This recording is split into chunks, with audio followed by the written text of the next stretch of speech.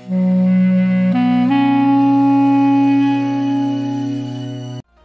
yang dimaksud dengan barang temuan?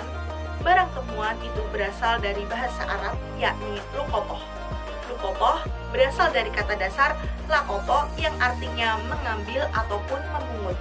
Adapun secara istilah, luqotoh ataupun barang temuan adalah barang yang ditemukan di suatu tempat yang tidak diketahui pemiliknya. Berkaitan dengan luqotoh, terdapat hadis dari Yazid bin Khalid yang diriwayatkan oleh Al-Bukhari dan Muslim sebagaimana berikut ini. An Zaid bin Khalid radhiyallahu anhu qala jaa rajulun ila Rasulillahi sallallahu alaihi wasallam fasa'alahu 'anil luqatati faqala a'rif ifasaha wa wika'aha thumma arifha sanatan fa in jaa sahibuha wa illa fasya'nuka biha.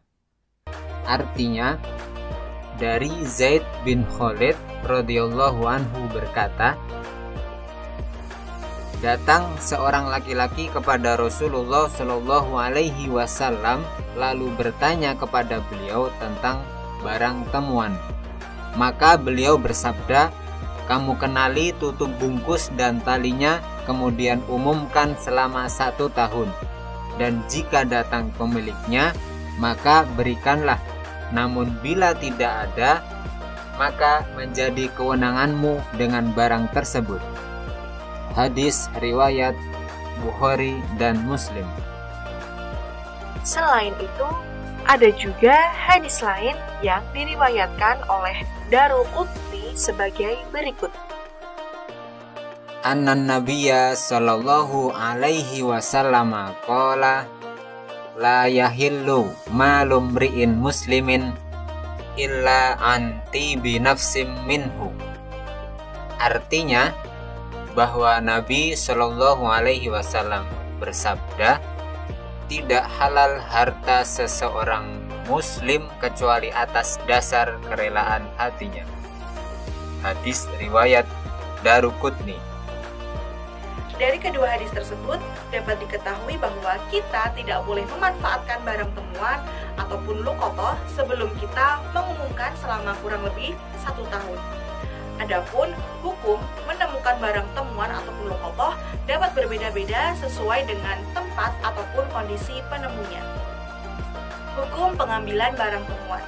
Yang pertama yaitu wajib.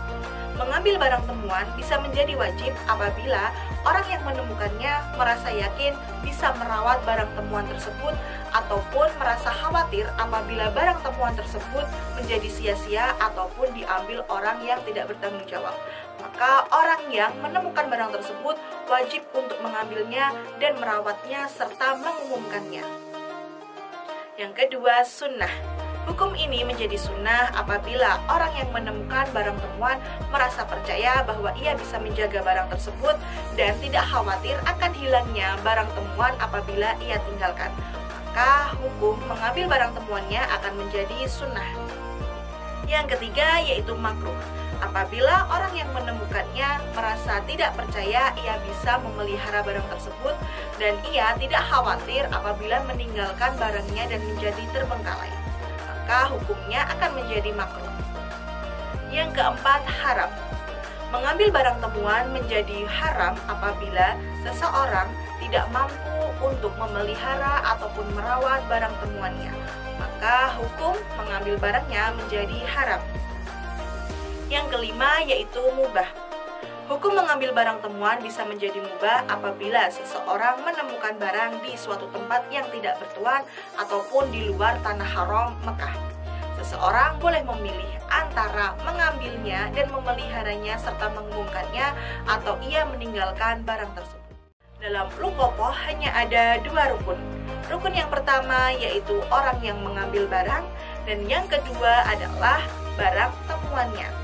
Lalu bagaimana ya cara menyikapi barang temuan atau luqotoh tersebut? Cara menyikapi barang temuan atau luqotoh adalah melihat sifat barang temuannya.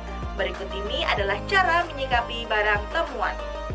Pertama, Untuk barang temuan yang tahan lama, seperti emas, perak, dan lain sebagainya, maka orang yang menemukannya haruslah merawatnya dan mengumumkannya selama kurang lebih 1 tahun.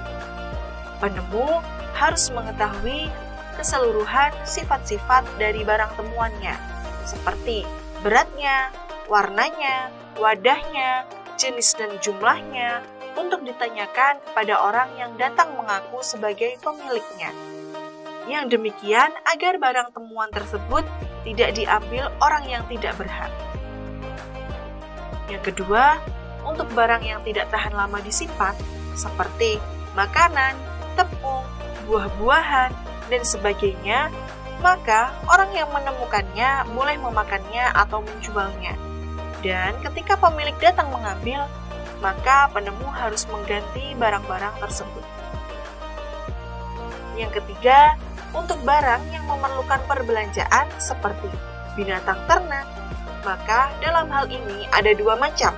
Yang pertama, untuk binatang yang kuat dan mampu menjaga diri dari serangan binatang buas seperti unta, kerbau, dan kuda, binatang-binatang tersebut lebih baik dibiarkan atau diambil untuk dijaga saja. Dari Zaid bin Khalid radhiyallahu anhu berkata, seorang laki-laki bertanya tentang hukum bila menemukan kambing, maka Rasulullah Shallallahu Alaihi Wasallam menjawab, itu untuk kamu atau saudaramu atau serigala. Lalu orang itu bertanya lagi tentang menemukan unta. Maka beliau menjawab, bagaimana kamu ini? Padahal unta itu mempunyai kantong air yang terisi air dan sepatunya, sehingga dia bisa hilir mudik mencari air dan makan rerumputan hingga pemiliknya menemukannya. Hadis riwayat Al-Bukhari. Sedangkan untuk binatang yang lemah dan tidak dapat menjaga diri dari serangan binatang buas seperti kambing dan anak sapi, maka seseorang yang menemukannya boleh memilih dari 3 hal berikut ini. Yang pertama, menyembelihnya lalu dimakan dengan syarat sanggup untuk mengganti hewan ternak tersebut ketika pemiliknya datang. Yang kedua, menjualnya dan menyerahkan uang